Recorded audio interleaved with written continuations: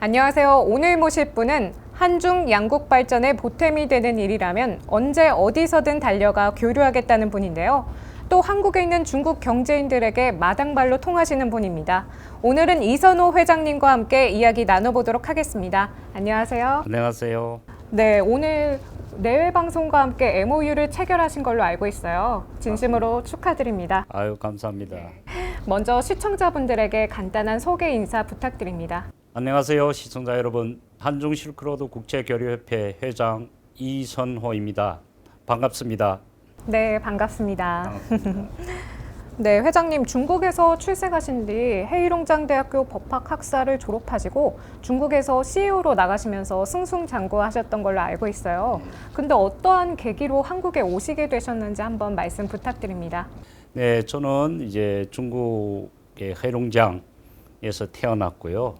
대학을 헤이롱장에서 다니고 베이징에서 금융에서 이제 일을 하면서 거의 한국과 비즈니스 기업과 접촉을 많이 했고 또 은행 업무를 수습한 후에 주로는 한중 간의 문화 경제 교류에 관심이 있고 저는 또 이제 우리는 조선족도 동포이고 또 언어가 또 우리 한국하고 서로 장애가 없고 그래서 우리는 한국에 관심을 많이 갖고 예, 기업들과 많이 교류를 했습니다. 그렇군요. 네. 국내 조선족 경제인들의 중심이 된 제한동포 경제인연합회 초대 회장님이세요. 네. 어떻게 취임하시게 됐는지 한번 말씀 부탁드립니다. 제한동포 경제인연합회는 이제 작년 6월 28일 우리 서울에서 비영리 단체로 창립했습니다. 아시다시피 한중 수교 30년 오시면서 우리 제한동포 한국에 한 80만 명 정도 거주하고 있습니다. 그 중에서 많은 우리 조선족 동포 기업인들이 이제 한국에서 사업을 하고 있습니다. 그리고 또 양국 간의 경제 교류에서 큰 힘이 되고 가교 역할도 많이 하고 있습니다. 그 와중에 저희들은 작년에 이 나와 있는 우리 주로는 젊은 경제인들 중심으로 한 제한동포 경제인연합회를 창립을 했고 창립을 한 주제는 주로 우리 대한민국 경제 발전에 도움이 되고 앞으로 양국 간의 경제 발전에 중요한 가교 역할을 하고 또 우리 나와 있는 동포들 어려운 약자들한테 많은 도움을 주고 또 나와 있는 우리 조선족 동포들 권익을 보장해 주는데 좀 자그마한 힘을 보태는 역할을 하고 있습니다. 네, 답변 감사합니다. 네, 그럼 제한동포 경제인연합회에 대해서 간단한 소개와 함께 주요 활동은 어떤 게 있었는지 말씀 부탁드립니다. 제한동포 경제인연합회는 경제인들을 중심으로 한 이제 단체고요. 한중 간의 경제 교류에 요 근년에 코로나로 인한 여러 가지 교류가 좀 많이 멈췄잖아요. 그래서 요즘은 SN 시대가 교류의 이제 주류가 됐는데 우리 동포 젊은 경제인들은 대한민국의 중소기업들 이제 브랜드 상품을 SNS 특히는 왕홍을 통해서 이제 많이 수출을 하는데 큰 역할을 하고 있습니다. 예를 들어서 2021년도 한국의 면세점 중국의 소비자들이 한국의 면세점 브랜드를 많이 선호하고 있습니다. 2021년도 우리 한국의 면세점 판매 등 수출이죠. 거의 16조 8천억입니다. 예, 그 중에 95% 거의 13조 8천억이 중국으로 수출했습니다. 그때는 이제 딸고라든지 뭐 왕홍이라든지 통해서 판매하는데 13조 8천억 중에 우리 동포 경제인들이 거의 80% 이상은 중간에서 가교 역할을 했어요. 그리고 어마어마한 지금 중요한 일을 했거든요. 그래서 우리 이런 경험을 통해서 앞으로 경제인들을 똘똘 뭉쳐서 우리 양국 간의 특히 경제 교류에 더 큰 좀 역할을 하자. 그래서 주로 이런 일을 많이 하고 있습니다. 네. 그럼 앞서 말씀드린 제한동포 경제인연합회뿐만 아니라 한중 실크로드 국제교류협회 회장도 맡고 계시는데요. 협회에 대해서 간단한 소개 부탁드립니다. 한중 실크로드 국제교류협회는 이제 2018년도 1월에 한국에서 비영리 사회 단체로 이제 창립했습니다. 그 해 처음으로 중국 1대1로 관련된 한중 기업인 포럼을 서울에서 진행했고요. 그때 중국에서 한 400개 기업들이 참여했습니다. 중국에서 이제 중국 시진핑 주석이 창의한 1대1로. 그래 1대1로가 무엇인가? 또 1대1로와 우리 한국 경제와 뭐가 연결이 되고 앞으로 한국의 경제인들이 또 1대1로를 통해서 뭐 어떤 이익을 창출하고 협력할 수 있는 공간이 있는가? 그런 취지로 제1회 포럼을 했고요. 2019년도 제2회 또 실크로드 한중 기업인 포럼을 했습니다. 그때는 이제 중국에서 한 700개 업체들이 이제 중국에서 왔고요. 서울 광장에서 성대하게 진행됐습니다. 또 그 해에 저희 협회에서는 알리바바 그룹, 알리바바는 이제 전 세계에서 뭐 온라인으로서 톱으로 가는 회사인데 그때 알리바바의 고위층들을 제가 모셔서 한국의 중소기업 브랜드 설명회를 가졌습니다. 한국에 있는 기업들 브랜드는 중국에 진출하고 싶고 또 알리바바에 입점하고 싶은데 어떻게 입점해야지 왕홍을 어떻게 통해서 뭐 왕홍 마케팅을 해야지 잘 몰라요. 그래서 그때 우리 브랜드 회를 통해 가지고 대한민국의 여러 한 1000여 개 브랜드 업체가 회의에 참석해서 어마어마한 궁금 한 점, 네, 이런 판로라든지 이런 걸 많이 직접 질문을 통해서 많이 알았고요. 제3회는 작년, 그 중간에는 이제 코로나 때문에 한 2년 동안 저희들은 이제 포럼을 못 가졌습니다. 그래 2022년 11월 8일 우리도 서울에서 한중 실크로드 큰 교류회를 한번 진행했습니다. 네, 앞에서도 말씀해 주셨지만 한중 실크로드 국제교류협회에서 국내외에서 많은 활동을 펼치고 있어요. 이 중에서도 가장 기억에 남는 활동 혹시 있으신가요?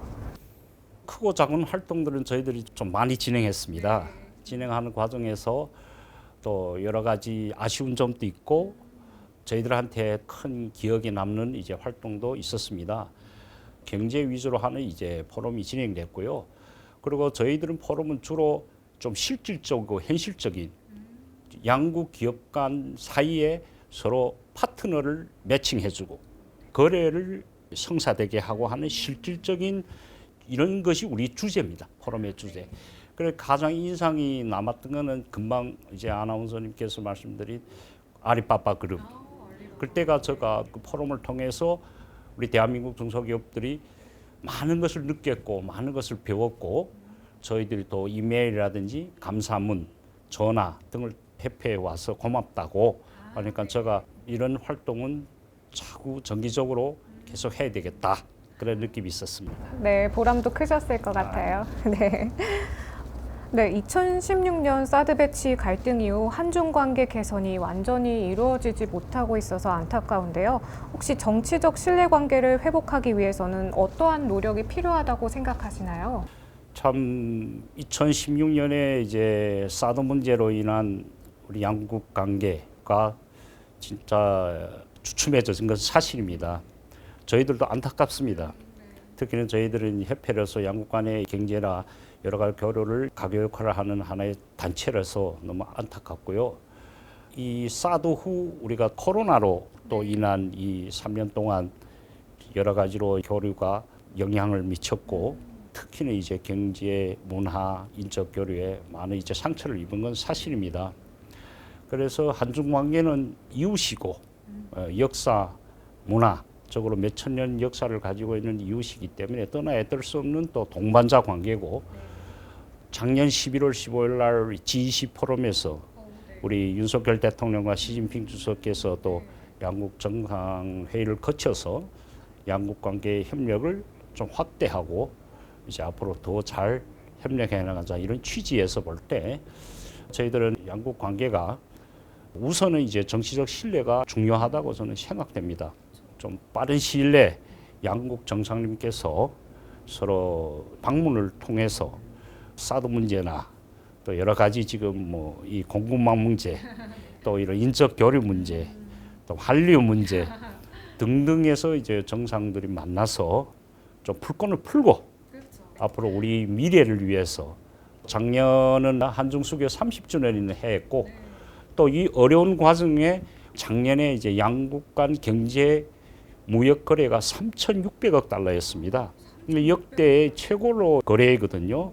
이런 것을 볼 때는 우리가 참 이게 양국 관계가 어려운 이런 환경 속에서도 양국 간의 경제 교류가 최고치를 도달했고, 그래서 앞으로는 양국 간의 정치적 신뢰의 기초 바탕에 좀 우리 경제인들이나 문화인들, 예술인들 쉽게 서로 교류하고 하는 이런 날이 돌아오지 않을까 그렇게 생각됩니다. 네, 꼭 그런 날이 돌아왔으면 좋겠습니다.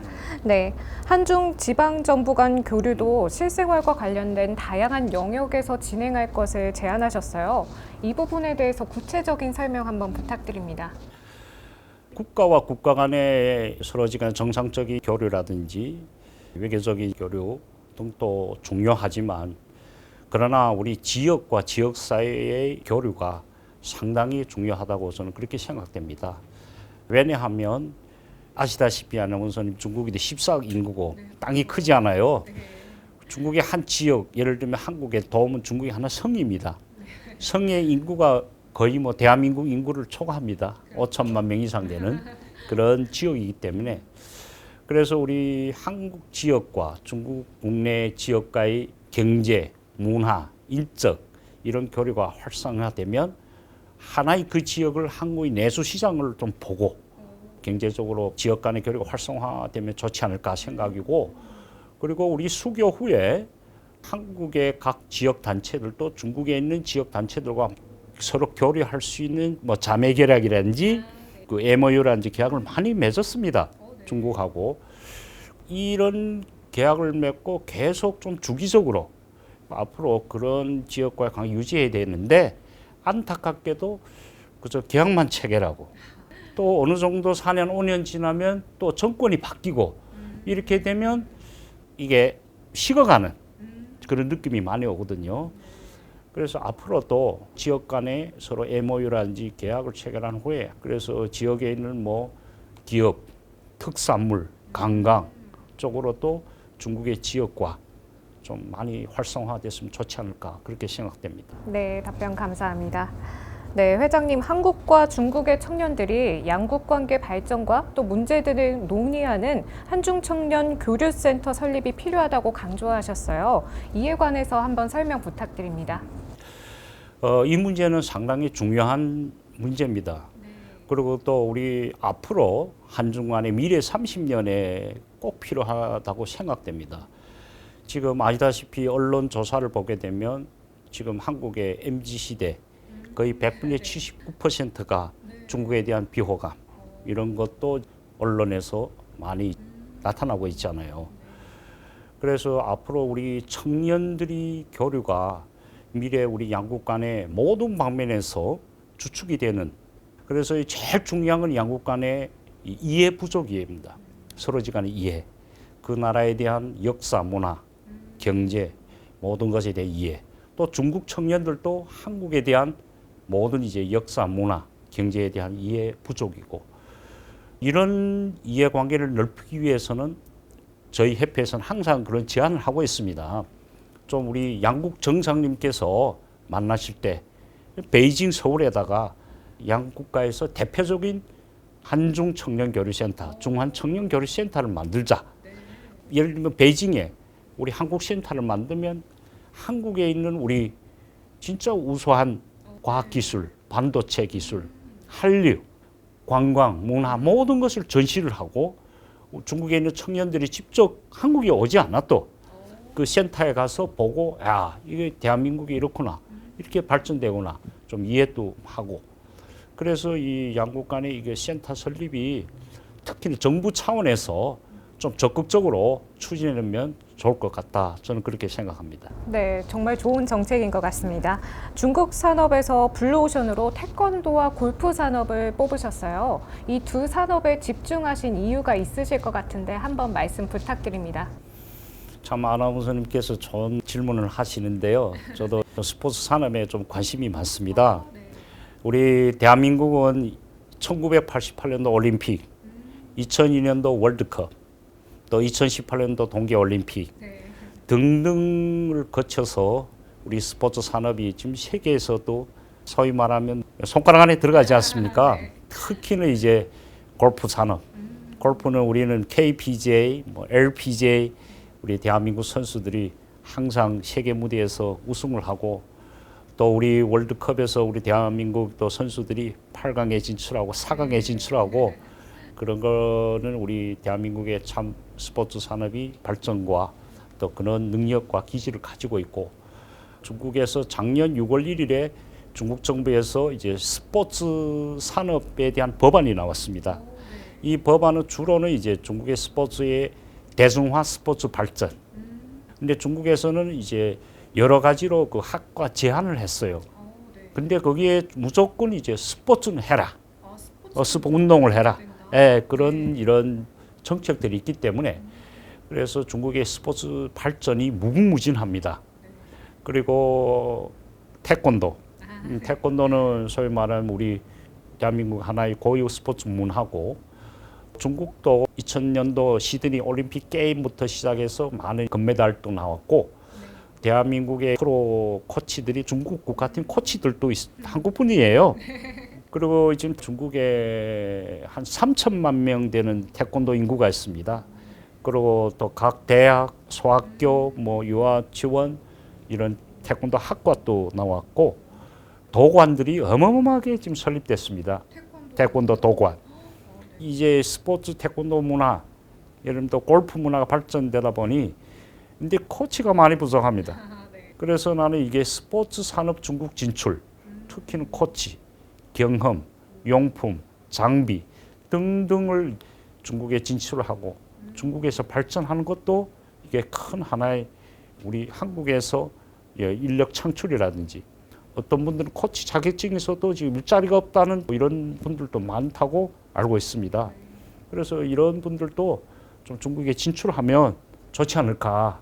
그러면 또 양국 간에 스포츠를 통한 교류 활성화될 수 있고 그래서 스포츠 산업 쪽으로 또 한국에서 신경을 써서 또 이런 분야에서 종사하는 분들도 중국에 진출하면 좋을 것 같다. 저는 그렇게 생각합니다. 네, 회장님 정말 답변 감사드립니다. 한 가지 더 궁금한 거 여쭤보고 싶은데요.